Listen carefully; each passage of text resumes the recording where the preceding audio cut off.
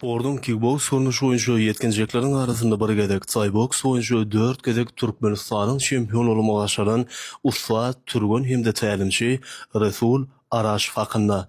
Resul Araşev 1996 ýylyň iýun aýynyň 24-nä Aşgabat şäherine dünýä ýene. Resul Aşgabat şäherindäki 17-nji orta mektepde bilim alýar. Genez okuyan nuri sporda bolan höwes artyp 2010-njy ýylda Thai-boks oyuncu Turgunleşge başlaýar. 2013-njy ýylda yetkinjeklerin arasyna geçirilen ýarışda kickboks oyuncu Türkmenistanyň çempionu bolmagy başarýar. 2014-njy ýylda Türkmen Döwlet Bedenter we Sport Institutyna okuwa girýär.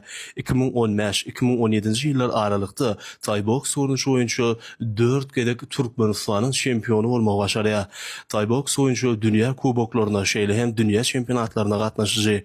2018-2019-njy ýyllar aralykda öz tälimçisiniň ýanyna kömekçi tälimçi bolup işleýär.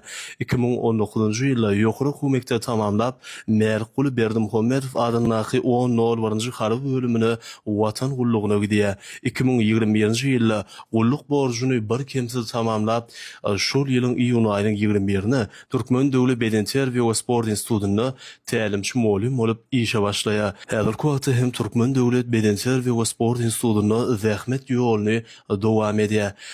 Resul Araşev bir näçe halkara ýarşlaryny, dünýä çempionatlaryna netije görkezden turganlaryň hem tälimçisi.